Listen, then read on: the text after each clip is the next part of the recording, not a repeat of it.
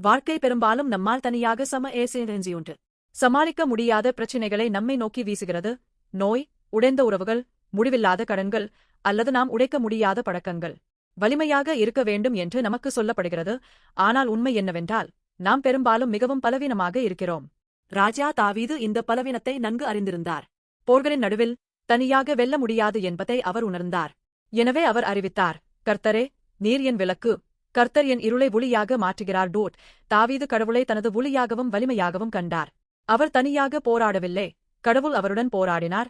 அதனால்தான் அவர் வெற்றி பெற்றார். பைபிளில் விளக்கு என்ற வார்த்தை ஒளியை மட்டும் குறிக்கவில்லை. அது கடவுளின் வழிகாட்டுதல், பாதுகாப்பு மற்றும் வாழ்க்கையையே குறிக்கிறது.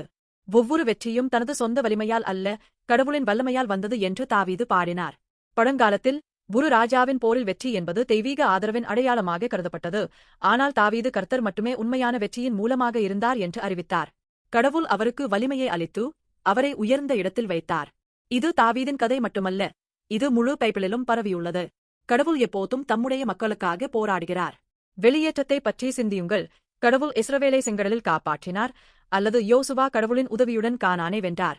இந்த கதைகள் அனைத்தும் இயேசுவை நோக்கி சுட்டிக்காட்டுகின்றன. இயேசு பூமிக்கு வந்து நம்முடைய மிகப்பெரிய எதிரிகளான பாவத்தையும் மரணத்தையும் சிலுவையில் வென்றார்.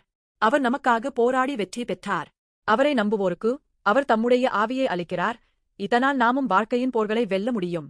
நீங்கள் இப்போது எதை எதிர்த்து போராடுகிறீர்கள்? வலி, பயம், குற்ற உணர்வு, ஊக்கமின்மை அல்லது பழக்கவழக்கமா? நீங்கள் தனியாக போராட முயற்சித்தால் நீங்கள் கொலைப்படைவீர்கள். ஆனால் இயேசுவின் நாமத்தை அழைத்து கடவுளின் வலிமையை நாடினால் அவர் உங்களுடன் போராடுவார். கடவுள் உங்கள் விளக்கு, இருளில் உங்கள் பாதையை ஒளியாக்கி உங்கள் படிகளை மானை போல உறுதியாக்குகிறார். தனியாக போராடாதீர்கள், இயேசுவை சார்ந்திருங்கள். அவர் ஏற்கனவே வெற்றி பெற்றுவிட்டார். அவரில் நீங்களும் வெற்றி பெறுவீர்கள். இன்று அவருடைய நாமத்தை அழைத்து ஒரு படி முன்னேறுங்கள். கடவுள் உங்களுடன் இருக்கிறார். அவர் உங்களை வெற்றிக்கு வழிநடத்துவார்.